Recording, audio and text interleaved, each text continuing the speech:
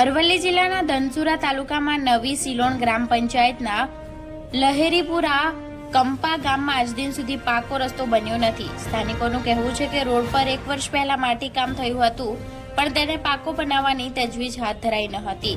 કાચા રસ્તાના કારણે ગ્રામજનોને ઘણી મુશ્કેલીનો સામનો કરવો પડી રહ્યો છે। આ માર્ગ મુખ્યમંત્રી સડક યોજના અંતર્ગત 1 વર્ષથી મંજૂર થયા બાદ પણ આ રસ્તા પર માત્ર ને માત્ર માટીકામ જ કરવામાં આવ્યું છે। Bureau chief Rakesh Zala, Gujarat crime news, Dhansura. મારું નામ કનુભાઈ વિઠ્ઠલભાઈ પટેલ, લહેરીપુરા કંપા, તાલુકો ધનસુરા, જિલ્લો અરવલ્લી। લહેરીપુરા કંપા અમારા ધનસુરા તાલુકાનું છેવાડાનું ગામમાં સિણોલ પંચાયતને જોડતો રસ્તો અત્યાર સુધી કોઈ છે નહીં, અને અમારે જસવંતપુરા વાયા આમોદરા કિશોરપુરા ચોકડી થઈને સિણોલ ધનસુરા જવું પડે છે। અને 1985ની સાલમાં અછતમાં માટીકામ કરેલ કેર સિટીમાં, ત્યાર પછી 20 વર્ષ પછી હજુ સુધી કશું થયું નથી।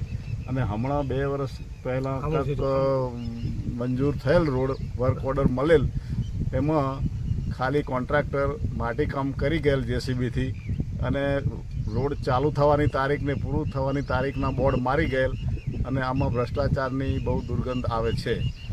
એટલે ગણનારા પણ 7 મંજૂર કરેલ છે, એમાંનું એક પણ હજુ સુધી કશું કર્યું નથી। 1 વર્ષ પહેલાં આ માટીકામ કર્યું છે, 1 વર્ષ થઈ ગયું, હજી સુધી કોઈ જોવા પણ આવતું નથી। એટલે હવે ભાજપ સરકારના રાજમાં આવું ને આવું ચાલ્યા કરે, આવો ભ્રષ્ટાચાર કેટલો ચાલશે એ કંઈ નક્કી નથી। અને અમે તો શરૂઆતથી ઠેઠથી ભાજપ જોડે જોડાયેલા છીએ, મોદી સાહેબને અમે સમર્પિત છીએ, અને ઠેઠથી અમે મત પણ ભાજપને જ આપીએ છીએ। છતાં પણ જો અમારી આ દશા હોય તો હવે શું કરવું? આઝાદીના 75 વર્ષ પછી પણ અમારું હજી આ છે, પરિસ્થિતિ આ છે। અને અમારે આ નળ જલ યોજનામાં સિણોલ પંચાયતથી પાઇપલાઇન નાખી અને લહેરીપુરા કંપા સુધી લંબાવેલ છે। એમાં વચ્ચે પાઇપલાઇન ક્યાંક કઈક જગ્યાએ ઊંચી થઈ ગઈ છે, અને આ રોડનું કામ કરવામાં ક્યાંક તોડી નાખેલ છે।